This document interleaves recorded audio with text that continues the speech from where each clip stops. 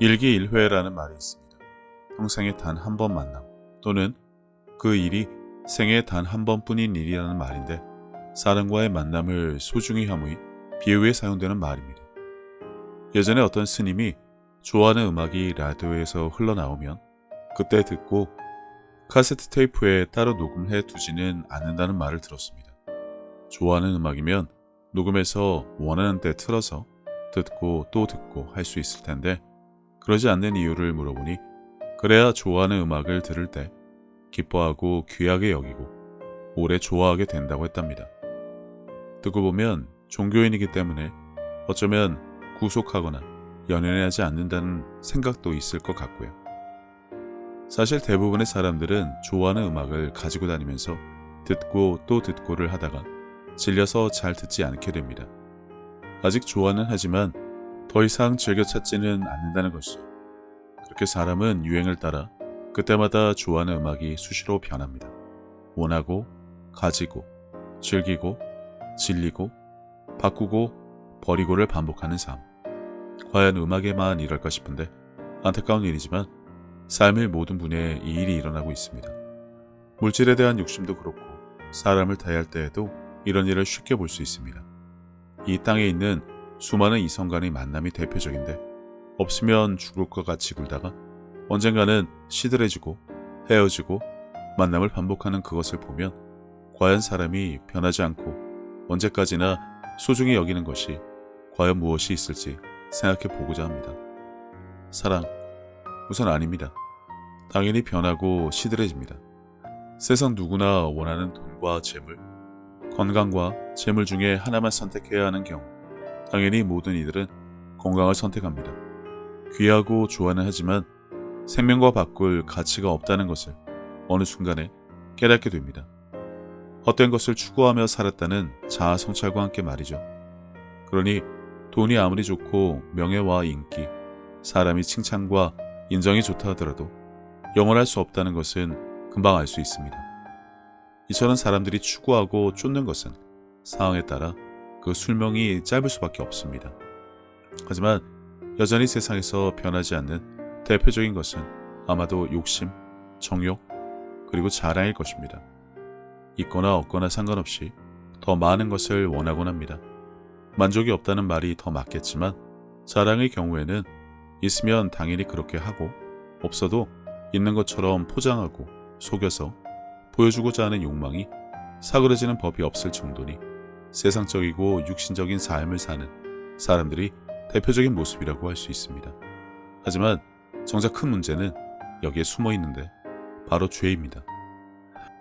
원하는 것을 갖기 위해 정당한 방법을 사용해야 하지만 불법이나 속이는 것을 마다하지 않다 보면 그 안에 죄라는 것은 저절로 생길 수밖에 없습니다. 마음의 찔림이 될 수도 있고 사회 규범을 어긴다거나 여러 가지 형태로 보여진다는 것이죠. 흔한 예로 빨리 가려고 신호 위반을 한다거나 무단횡단을 하는 경우가 그것입니다.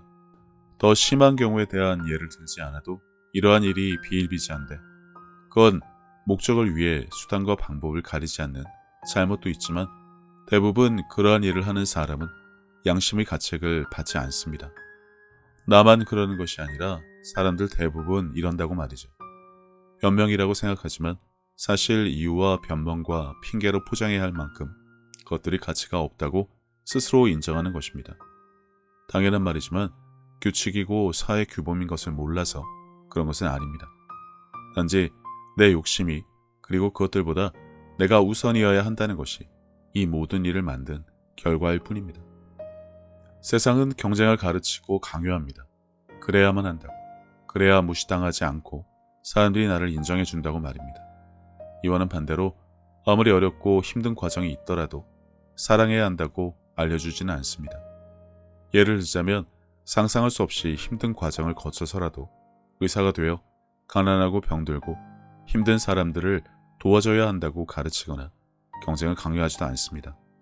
누구나 도전을 할 수 있지만 아무나 될 수 없는 일이라 그런지 몰라도 아무튼 특정인에게 국한된 일인 듯 사람들은 그닥 중요하게 여기지 않습니다.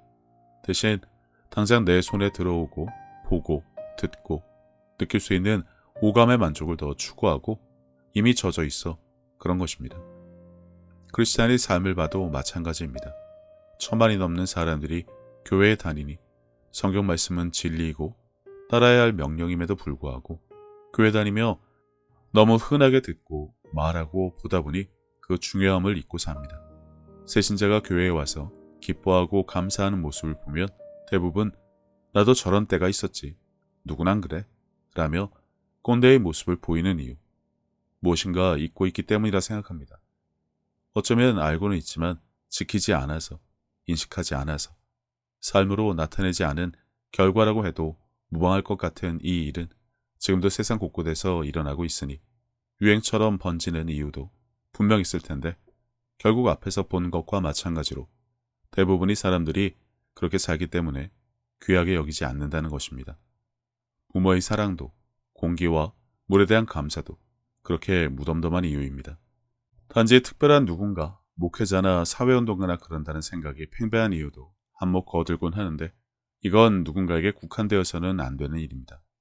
매일 기도하고 성경 읽고 새벽기도, 금요예배, 주일예배 빠지지 않고 참석하지만 그래도 여전히 믿음과 사랑이 충만하지 않은 것은 어쩌면 너무 익숙하고 흔한 일상이 되어 버릇이 된 결과는 아닐까 싶기도 합니다. 그렇다고 어쩌다 교회 나가고 성경 펼치면 그 귀한 것이 값어치를 아느냐? 그것도 아닙니다. 이건 단지 빈도수의 문제가 아니라 그분을 사랑하느냐 아니냐의 차이일 뿐 별다른 이유는 없습니다. 사랑한다고 말은 하지만 정작 실체는 시들해지는 사람이 사랑. 그것과 마찬가지로 주님을 사랑한다고 하지만 정작 삶에 어떠한 증거도 나타나지 않는 것은 결국 믿지 않고 사랑하지 않는다는 결론 외에는 딱히 설명할 방법이 없습니다. 의지를 발동해 내가 무엇을 했다는 것으로 그것을 대신할 수 없는 이유이기도 합니다. 믿음과 사랑은 당연히 따르는 행동으로 그것을 증명해야 하지만 사람이 의지를 발동해서 무엇을 한다는 것이 바로 그것이라고 할 수도 없는 것은 쉽게 식고 시들해지고 무덤덤해지는 것으로 봐서 주님의 믿음과 사랑으로 한 것이 아님을 알 수 있기 때문이죠. 세상 사람들도 사랑은 끝없이 말합니다만 그 실상과 실체를 보자면 그닥 귀해 보이진 않습니다. 흔하고 식상해진 단지 좋은 말에 불과할 뿐 그것이 가진 의미와 책임에 대해 자신이 그것을 감당하려 하지 않기 때문인데 마음에 가득하지 않은 것을 단지 입으로 말한다고 해서 그 일은 일어나지 않습니다. 그러니 오래 가지도 귀하게 여기지도 않는다는 것이죠. 무덤덤해지고 식상해지고 원래 그런 것이라 여기는 것도 그 의미를 퇴색시키는데 일조를 하고 있지만 사람의 것으로 지켜나갈 성질의 것은 분명 아닙니다.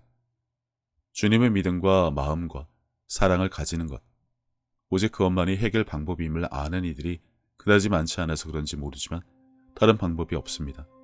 그리고 그것을 알고 행하는 자들이 적은 것, 그래서 마치 세상의 악이 더 기승을 부려 강하다고 여겨 하나님께 도와달라고, 이겨달라고, 벗어나게 해달라는 기도에 매달리는지 모르겠습니다. 하지만 새로운 피조물, 시온의 백성인 하나님의 자녀들은 결코 그런 일에 시간을 낭비해서는 안 됩니다. 누구에겐 흔한 말로 별다른 감흥도 없어진 지 오래일지 몰라도 그것이 살고 죽는 것의 문제라는 인식을 가지고 살아내는 일을 해야 하는 것이 크리스찬이라는 인식, 그래야 한다는 것을 가르치고 배우고 나누와 함께 이겨나가는 일에 마땅히 교회가 앞장서야 하지만 그렇지 못한 현실은 더 이상 지적만 할 일은 아닌 것 같습니다. 성경에 기록된 모든 것은 이미 성취되었습니다만 단 한 가지, 주님의 재림만은 아직 성취되지 않았고 그 일은 반드시 일어납니다. 단지 그 시기는 아무도 모르기 때문에 한국이 정전국가인지 종전국가인지 구분하지 못하는 것처럼 무덤덤하게 받아들여서는 안 될 것입니다. 슬기로운 다섯 처녀처럼 준비를 해야 합니다. 인자가 왔을 때 보여드릴 믿음도 갖추어야 합니다. 주신 달란트로 무엇을 했는지 결산도 해야 할 것입니다. 예수, 그 이름을 믿고 무엇을 했는지도 밝히 보여야 합니다. 믿는 자에게 따르는 표적으로 무엇을 했는지도 말입니다. 1독, 2독을 위해 성경을 보다 보면 잡지를 훑어보는 것처럼 그냥 지나갈 수밖에 없습니다. 하지만 그 안에 얼마나 중요한 말씀이 있는지 안다면 결코 그럴 수 없습니다. 요한복음 3장 16절은 너무 흔한 말씀이라 유치부 아이들이나 삐약삐약 외우는 것이 아닙니다. 대부분 그렇게 여기고 지나가곤 하는데 살고 죽는 모든 문제가 여기에 있다는 것을 알아야 합니다. 하나님의 사랑을 알고 믿음으로 구원받아 예수님을 구주로 영접하는 그 일에 대해 담겨 있기 때문입니다. 평생 일독을 하더라도 그 말씀을 영으로 받아 그것은 나의 것이 되어야만 합니다. 성경 읽기표를 채우기 위해 하루에 몇 장을 읽는 것이 중요하지 않습니다. 단 한 구절을 보더라도 종일 묵상하고 그것이 내 삶의 기준, 의식, 생각과 감정으로 바뀔 수 있도록 하는 것이 더욱더 중요합니다. 식상한 종교생활이라고 지루해야 할 이유가 전혀 없습니다. 오늘부터라도 새로운 마음으로 성경을 다시 읽는 기회가 되었으면 합니다. 구약과 신약을 읽는 것에 많은 말들이 있지만 진정 영으로 기능하는 새로운 피조물, 시온의 백성, 레마의 말씀으로 내 영이 성장하기를 원한다면 신약을 더 많이 읽으셔야 합니다. 구약은 선지자들을 통해 예수님의 오심을 다양한 방법으로 예고한 말씀이라 여기면 됩니다. 하나님과 예수로 구분해서 신구약을 대하는 것도 지극히 율법적이고 종교적이고 교리를 따르는 자들이 잘못된 주장입니다. 성령의 시대, 무엇이 올바른 것인지 영업하는 것이 중요하지 않습니다. 마음을 열고 곁에 가볍게 흘려보냈던 그 수많은 말씀을 하나하나 마음에 새기는 첫날이 되시기를 바랍니다.